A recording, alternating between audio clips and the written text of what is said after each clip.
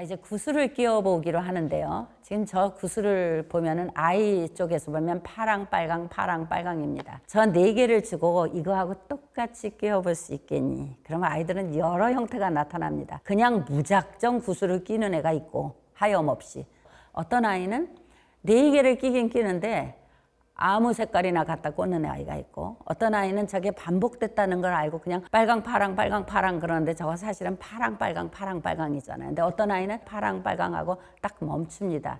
그러니까 이 아이와 지금 그냥 무작정 구슬을 끼는 아이의 차이에는 이 패턴을 보는 감각이 지금 굉장히 다르다는 것이죠. 어떤 아버지가 아이를 데리고 가서 샤브샤브를 사서 먹였어요.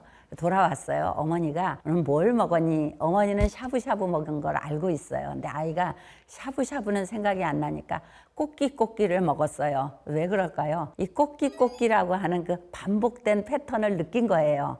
그러니까 샤브샤브는 생각이 나지 않지만 꼬끼꼬끼라고 하는 그 패턴, 저게 이제 빨강 파랑 빨강 파랑이냐, 뭐 우리 옷에도 줄무늬 없는 거 줄무늬 없는 거 뭐 이렇게 해가지고 격자 무늬가 있다든지 바둑 무늬가 있다든지 또 실의 모양이 다르다든지 그런 거는 뭐 주방에서도 거실에서도 얼마든지 뭐 화장실에서 양치질을 할 때에도 보여주는 물건 중에서 패턴이 얼마든지 나타납니다. 그러니까 이 패턴은 결국은 규칙과 관련되어 있고 나중에 이게 논리적 사고의 기초가 될 수 있습니다. 벽돌을 지금 쌓는데 2개씩 5줄로 쌓아보자, 3개씩 4줄로 쌓아보자. 이게 이제 곱셈의 개념이잖아요. 그래서 유치원이나 어린이집에서는 많이 하고 있는 활동입니다. 자, 오늘 집을 지어야 되는데 벽돌을 3개씩 4줄로 쌓아보자. 이걸 많이 하는데 이제 보통 때 이해가 좀 부족하면 아니 맨날 벽돌만 쌓고 있고 공부는 언제 하나 뭐 이렇게 생각하실 수가 있는데요. 굉장히 중요한 곱셈의 기초 개념을 하고 있는 거죠. 그래서 벽돌 쌓는 것뿐만 아니라 뭐 2개씩 3줄, 뭐 3개씩 4줄 뭐 이런 것들이 이제 초등학교에 가서는 분수의 기초 개념이 되기도 하고 아까하고 연결해서 곱셈의 기초 개념이 되기도 합니다. 자, 그래프 그리기 아이들 많이 하는데요. 신발을 가지고 식구를 가지고 이제 가족 수대로 놓아보기를 한다든지 화분 크기와 모양에 따라서 분류를 해서 만들어 본다든지 같은 현상을 그림으로 스티커로 붙여보면 이것은 이제 초등학교에 가서 그래프 개념의 기초가 된다 이렇게 볼 수 있습니다. 지금까지 이렇게 제가 이제 여러 가지 활동의 예를 시간에 제약이 있어서 간단히 말씀드렸는데요. 수학의 기본 개념은 비교, 분류, 서열화입니다. 유아기 때 아주 어렸을 때도 빨간색과 노란색, 노란색과 파란색, 색깔별로, 크기별로, 모양별로 애들이 곰 큰 거 3마리하고 토끼 3마리하고 어떤 게 더 많냐 그러면 당연히 곰이 더 많다고 그러겠죠. 근데 어느 날은 여기도 3마리, 여기도 3마리이기 때문에 그 느낌이나 크기에 구애받지 않고 양에 집중해서 그걸 파악하게 됩니다. 그래서 비교, 분류, 서열화, 아까 순서. 근데 이 서열화를 할 때 한 가지 생각하실 점이 키를 서열화할 때가 많아요. 그러면 이제 사람을 가지고 키를 자꾸 얘기하는데 이게 아빠, 엄마, 아이들은 괜찮지만 친구들을 큰 아이, 작은 아이 이렇게 하는 건 가뜩이나 키가 안 커서 속상한 아이에게 별로 좋지 않은 것이죠. 이제 이럴 때 우리가 소재가 적절치 않다 이렇게 얘기합니다.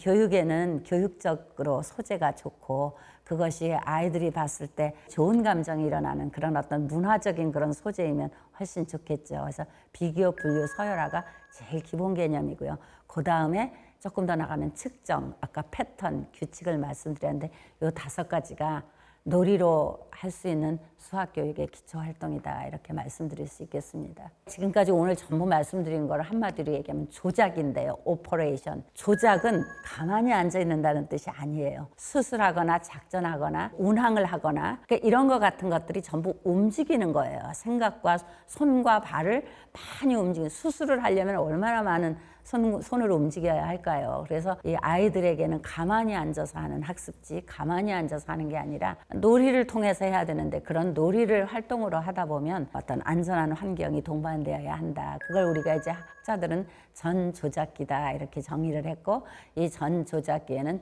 물환론적 사고, 물건이 살아있다고 믿는다든지 이런 그 비가역성, 뒤집을 수 없는 것들. 주스가 똑같은 건데 넓은 병에다가 넣으면 더 낮아지고 통이 좁은 병에다 넣으면 더 높아지는데 그렇게 생각하지 않는 거죠. 좁거나 넓다는 그런 걸 생각하지 않고 높이가 높은 거가 더 많다고 생각하는, 그래서 뒤집을 수 없기도 하고 또 자기중심적이라고 하는 여러 가지 그런 특징이 있는데, 그런 것들은 결국 이제 어떻게 해서 더 발달할 수 있느냐, 오퍼레이션을 통해서, 조작을 통해서, 그런 활동성을 통해서 발달할 수 있다라는 것입니다.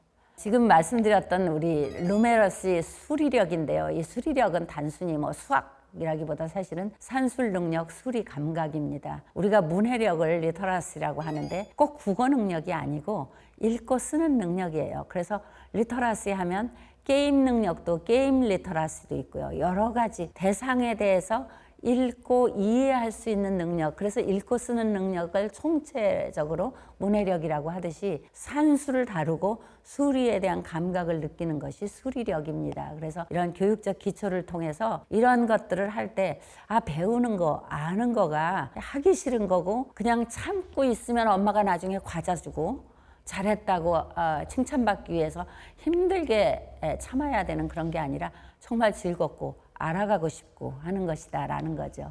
그래서 바람직한 수학교육이라고 하면 학습지를 강요하거나 즉각적으로 가르쳐주는 그런 것이 아니라 지금까지 말씀드렸던 놀이로, 그리고 조작으로 움직이면서 학습의 기초를 놓는다. 원래 공부라고 하는 게 중국의 쿵푸인데 이 쿵푸라는 것도 많이 움직이는 거지 않습니까? 그래서 공부의 원리는 유아기 때는 많이 움직이고 많이 뛰고 그리고 조작하는 것이라고 하는 것이 굉장히 중요한 원리입니다. 마지막으로 제일 중요한 건 안전하게 놀이하고 안전하게 배우게 하기 위해서는 지속적 관심과 세심한 관찰이 필요하다. 그냥 보는 것하고 세심하게 관찰하는 것은 굉장히 다른 느낌인데요. 관찰하게 되면 아이가 지금 무엇을 요구하는지, 아이가 무엇을 지금 학습하려고 하는지, 아이가 지금 어떤 것을 어려워하는지를 충분히 알 수 있는 것이죠.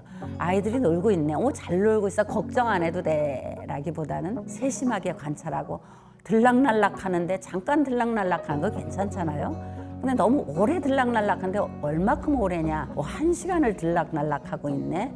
아이들은 시간 개념은 없지만 부모는 이게 자세히 관찰하면 얼마나 들락날락하는지, 얼마나 이걸 오래 붙들고 있는지, 거기에 뭐가 풀리지 않는지를 자세히 관찰할 수 있습니다. 그래서 아까 처음부터 말씀드린 하지마, 가지마, 올라가면 안 돼, 조심해 라고 하기보다는 어떻게 하는 건지, 어떻게 즐겁게 놀이할 수 있는지를 생각하는 것이 바람직하다. 그리고 그렇게 하기 위한 제가 수학으로 예를 들었다고 생각하시면 될 것입니다. 그래서 지속적 관심과 세심한 관찰을 하실 필요가 있겠습니다.